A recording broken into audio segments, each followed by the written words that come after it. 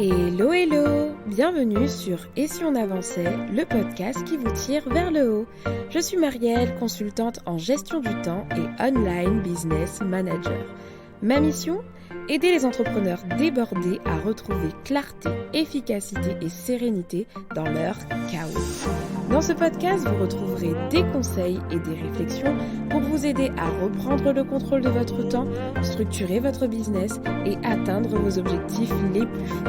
Alors installez-vous bien et bonne écoute! Bienvenue dans ce nouvel épisode de podcast. Je suis ravie de te retrouver, d'autant plus qu'il s'agit du premier épisode de cette année 2023 et après également une très longue pause que j'ai eue par rapport à mon congé maternité. Et donc si tu écoutes cet épisode lors de sa sortie, je te souhaite tout simplement mes meilleurs vœux, santé, efficacité et équilibre. J'en profite également pour te remercier si tu écoutes le podcast depuis un moment. Merci d'y rester fidèle si tu es là depuis longtemps. Et puis si tu es nouveau ou nouvelle par ici, je te souhaite tout simplement la bienvenue dans la team qui avance. Allez, trêve de bavardage, abordons maintenant le sujet du jour. Chaque année, dans différents domaines, il y a des tendances. Les tendances mode, par exemple, avec les défilés pour chaque saison. On parle également des tendances marketing. Si tu es entrepreneur dans le digital, tu en as sûrement entendu parler à travers des newsletters ou des podcasts de marketeurs. Et pour ce premier épisode de l'année, je te propose tout simplement de découvrir ensemble 4 tendances qui vont selon moi émerger ou plutôt même grandir, car pour la plupart d'entre elles, elles existent depuis un moment déjà. Le but ? Te donner un aperçu des éventuelles opportunités que tu pourras saisir cette année pour améliorer ta productivité.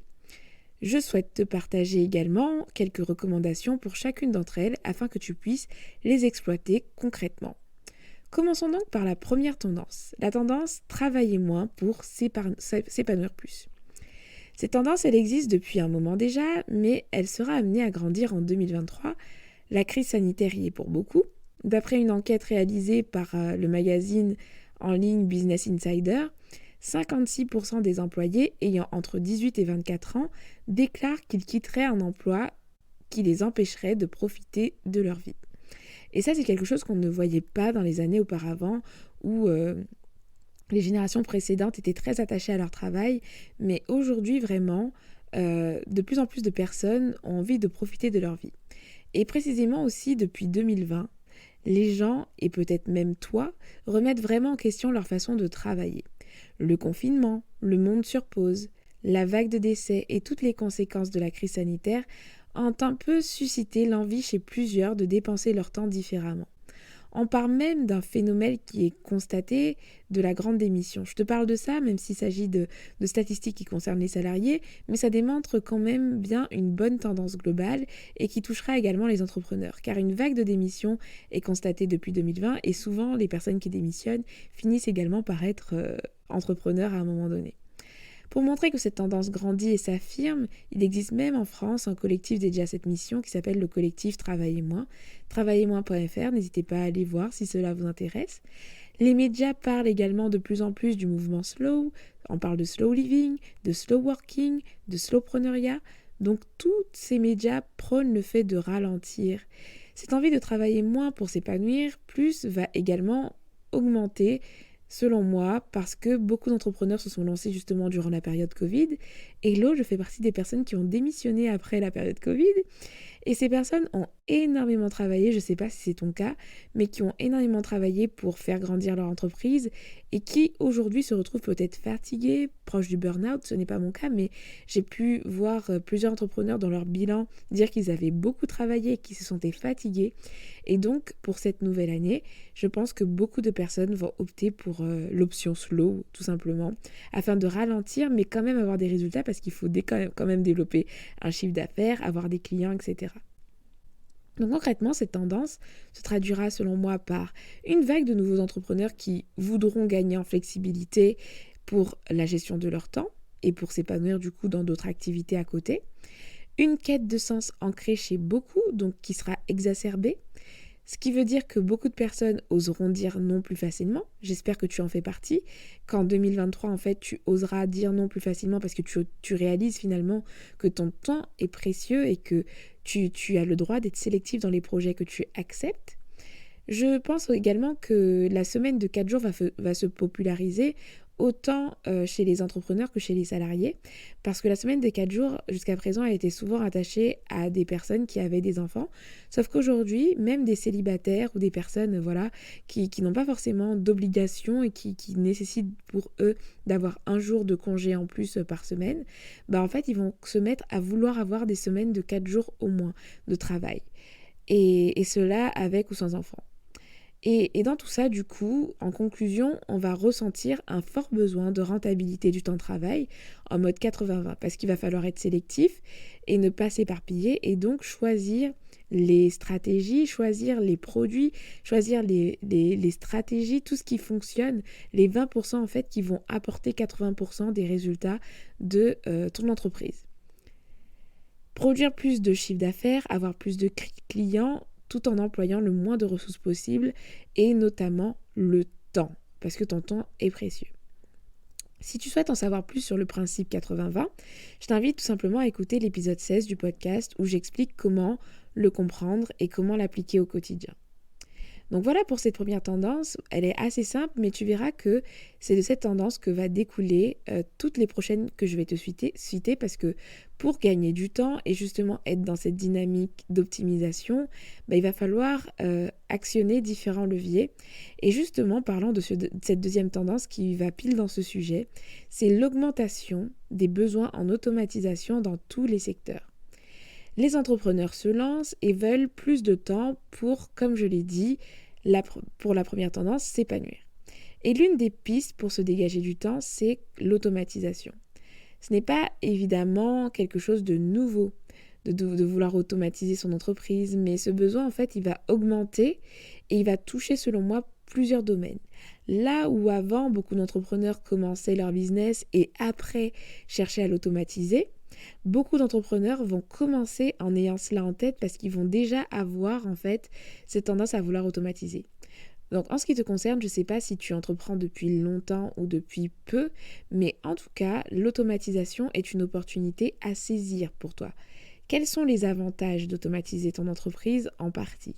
Ça va être donc, comme on l'a dit, de gagner du temps, d'économiser aussi de l'argent parce qu'aujourd'hui, beaucoup de tâches qui sont effectuées par des assistantes ou par différents freelances peuvent être déléguées à des logiciels, des applications qui permettent d'automatiser certaines choses et limiter également le risque d'erreur.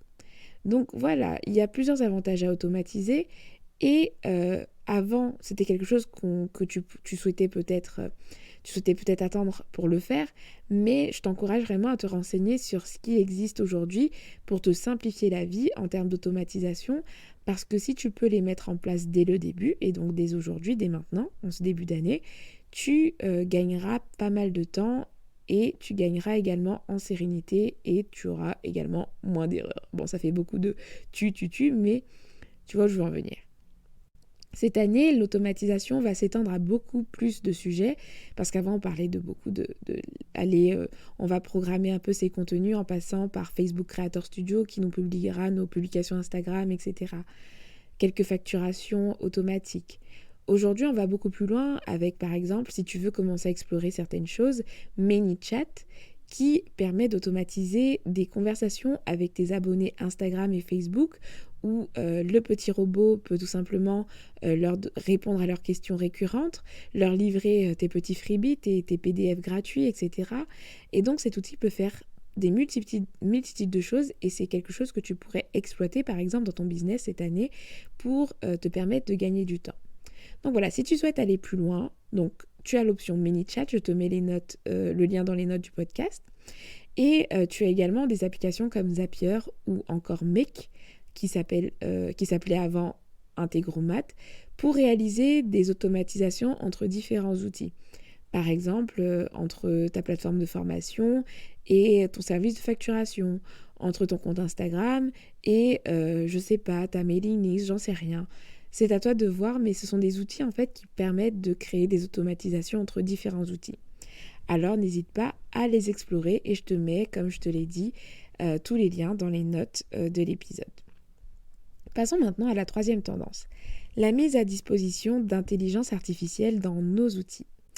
L'intelligence artificielle a pour définition, du coup, c'est un processus d'imitation d'intelligence humaine qui repose sur la création et l'application d'algorithmes exécutés dans un environnement informatique dynamique. Oui, tu as peut-être mal à la tête et c'est complètement normal. Du coup, pour faire simple, une intelligence artificielle, ça va être tout simplement un outil, donc comme l'a dit la définition, qui va reprendre un peu l'intelligence humaine pour solutionner plus rapidement et peut-être même plus précisément certains de nos problèmes. Et au-delà de l'apport de solutions à nos problèmes, les intelligences artificielles vont selon moi également nous permettre d'être plus créatifs et c'est pour ça que je t'en parle aujourd'hui. En novembre 2022, la première version de l'application ChatGPT est sortie. Je ne sais pas si tu en as entendu parler, mais il s'agit d'une intelligence artificielle avec laquelle tu peux discuter, un peu comme un Siri, mais puissance 40 000. Pourquoi ? Parce que je t'assure que cet outil est incroyable. Tu peux lui poser n'importe quelle question comme rédiger un article, avoir une recette, lui demander son avis sur quelque chose, avoir une analyse de texte, etc. Et ce chat va te proposer une réponse très très bien formulée.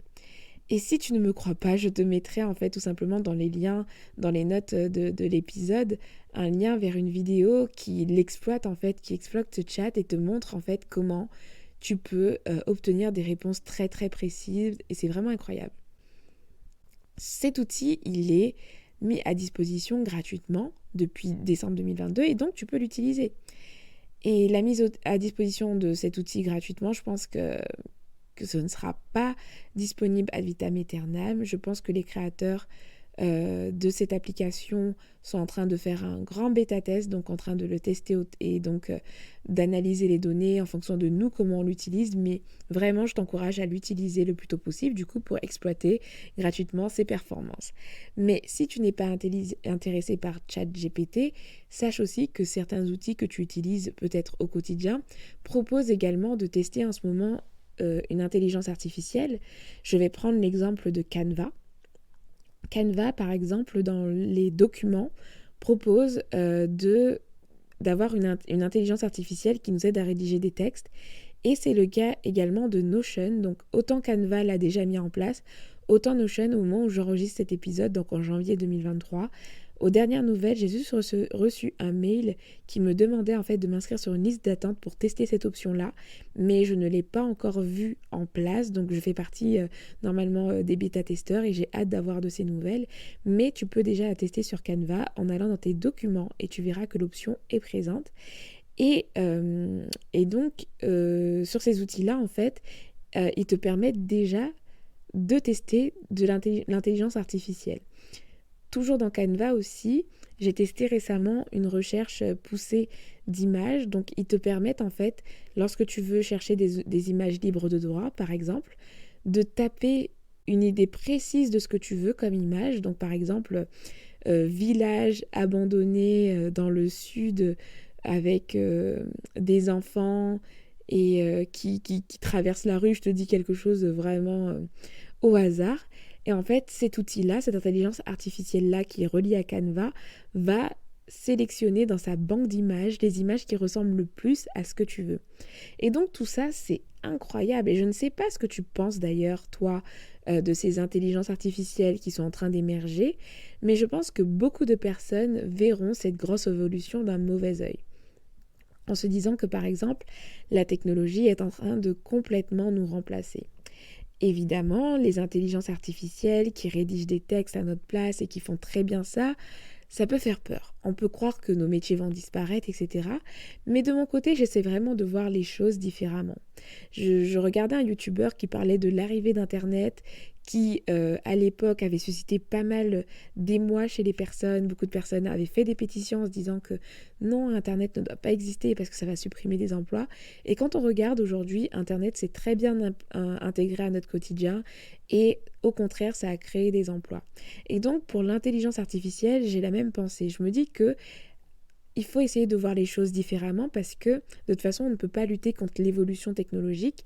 Il va falloir qu'on s'adapte. Alors, je parle vraiment de l'évolution technologique parce qu'il y a certaines choses qui changent pour lesquelles on peut lutter, mais pour les évolutions technologiques comme l'intelligence artificielle, on ne pourra pas lutter contre. Ce sera de plus en plus la norme et je pense qu'on a tout intérêt à essayer d'exploiter ces choses à notre avantage plutôt que de lutter contre ces choses-là. Donc moi, je pense que vraiment, l'intelligence artificielle peut t'aider aujourd'hui à être plus créatif et plus créative ou t'aider également à gagner un maximum de temps. Donc, si tu es intéressé pour tester une intelligence artificielle dès maintenant, n'hésite pas à explorer celle de Canva. N'hésite pas à t'inscrire sur la liste d'attente pour Notion, peut-être si ça t'intéresse.